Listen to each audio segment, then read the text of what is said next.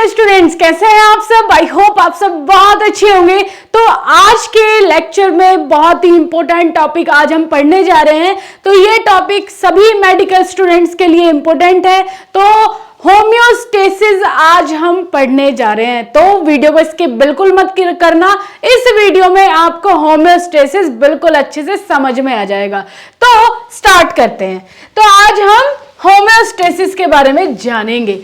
क्या होता है होम्योस्टेसिस? आपने कभी देखा होगा या आप जाते भी हो, अभी आप मतलब राजस्थान में रहते हो और राजस्थान से आपका कभी घूमने का मन करे कि यार कहीं शिमला, मनाली, कश्मीर चला जाऊं, तो वहां का टेम्परेचर, वहां का एनवायरनमेंट आपने देखा होगा बहुत ही ज्यादा ठंडा होता है। तो आप गर्मियों के टाइम पे भी जाओगे तो वहां ठंड रहेगी, तो आप अच्छी अच्छी मोटी मोटी जैकेट लेके जाओगे वहां पे। तो ऐसा क्यों, और ऐसा क्यों हुआ कि हमारी बॉडी भी उस एनवायरनमेंट को एक्सेप्ट कर लेती है?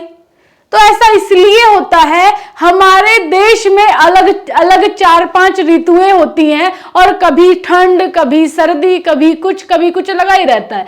लेकिन हमारी अंदर की बॉडी का टेम्परेचर ऑटोमेटिक उनके अकॉर्डिंग बदलता रहता है। अब अगर मान लो बहुत ज्यादा गर्मी पड़ने लग जाए तो हमारे अंदर की बॉडी क्या करेगी? अपने अंदर को ठंडा, अपने अंदर ठंडा रखने के लिए वो स्वेटिंग करना चालू कर देगी। आपको बहुत ज्यादा पसीना आना लग जाएगा, है ना?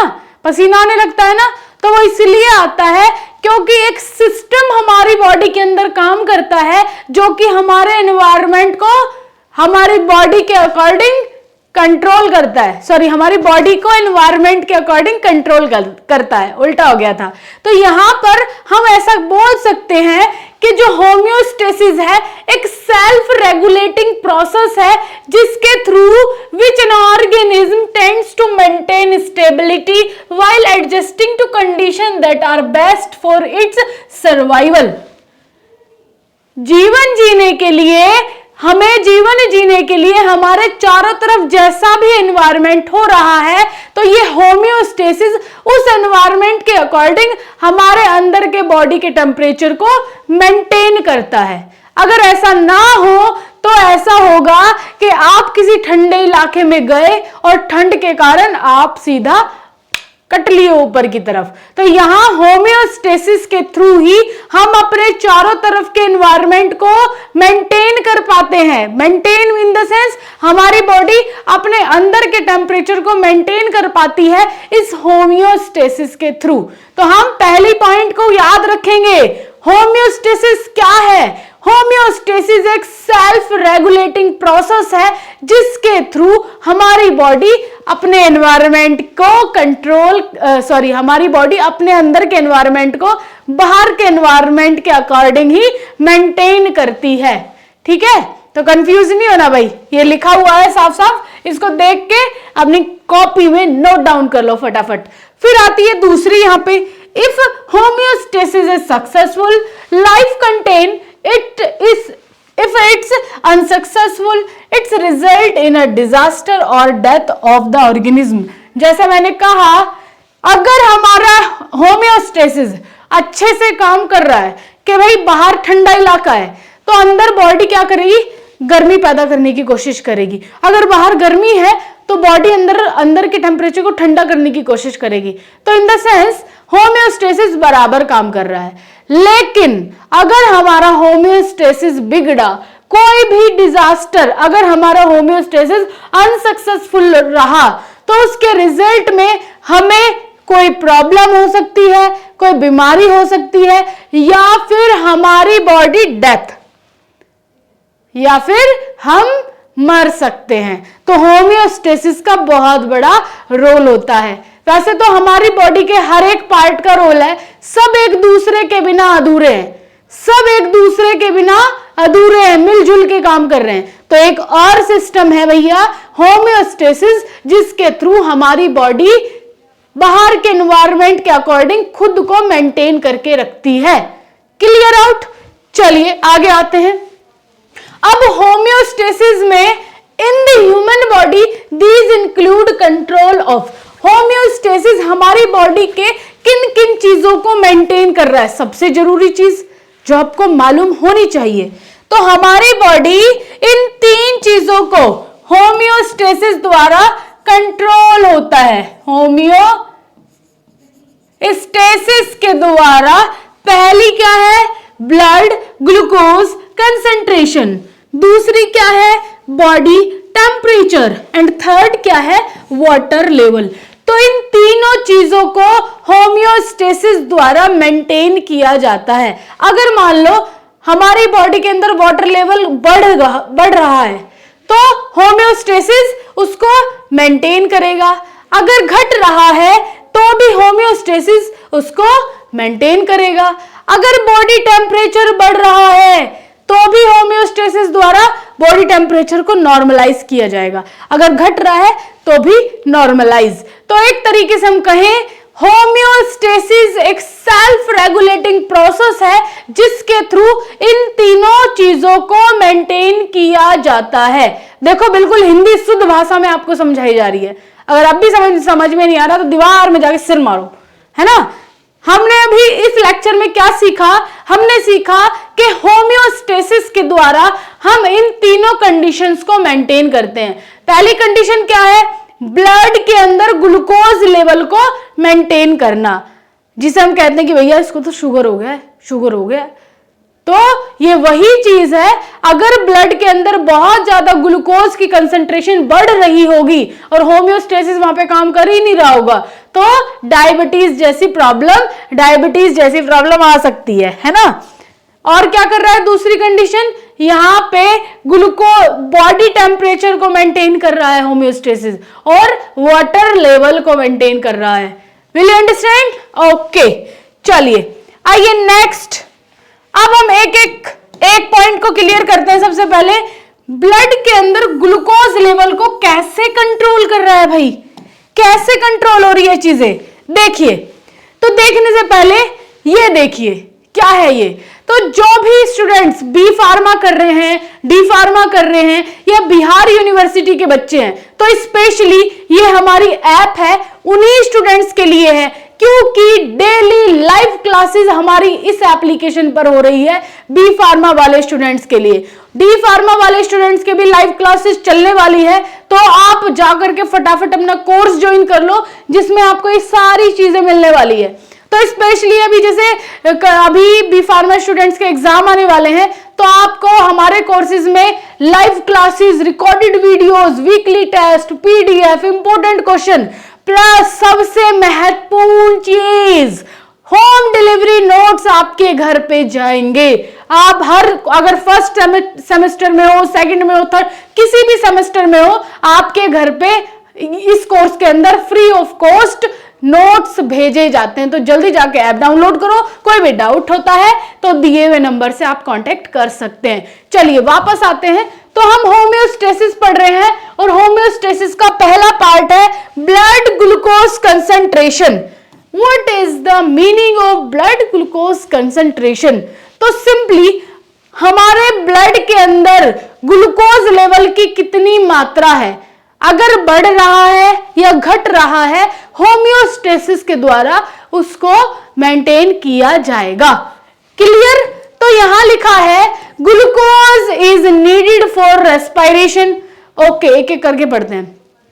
Glucose is needed for respiration so if the level fall below the normal body activities may not be able to continue।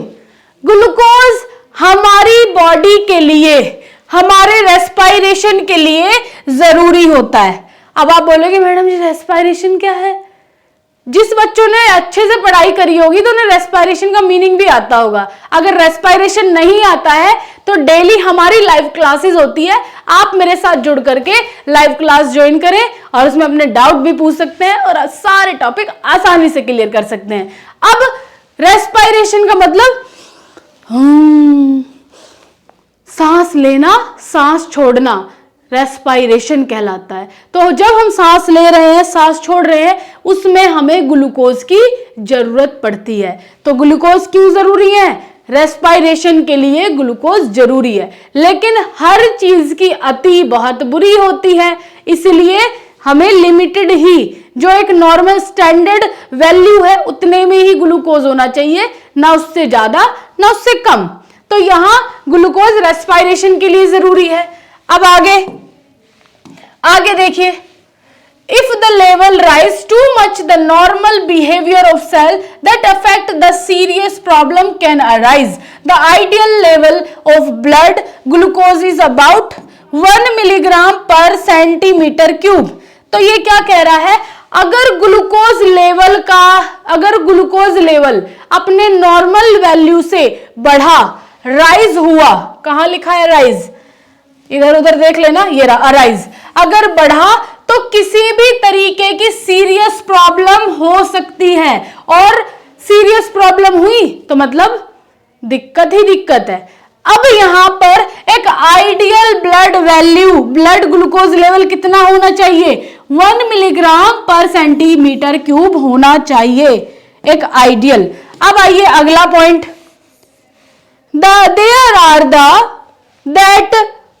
अगर ग्लूकोज लेवल घटता है या उसमें कोई भी फ्लक्चुएशन आता है ग्लूकोज लेवल में, तो क्या होगा, यहां पर दो कंडीशन क्रिएट होती है जी। इसको बिल्कुल आसान तरीके से समझेंगे। अगर हमारी बॉडी में, हमारे ब्लड के अंदर ग्लूकोज लेवल में कोई भी फ्लक्चुएशन आ रहा है, अगर ग्लूकोज लेवल बढ़ रहा है, तो यहां पर एक their names are insulin and glucagon and they work antagonistically against each other.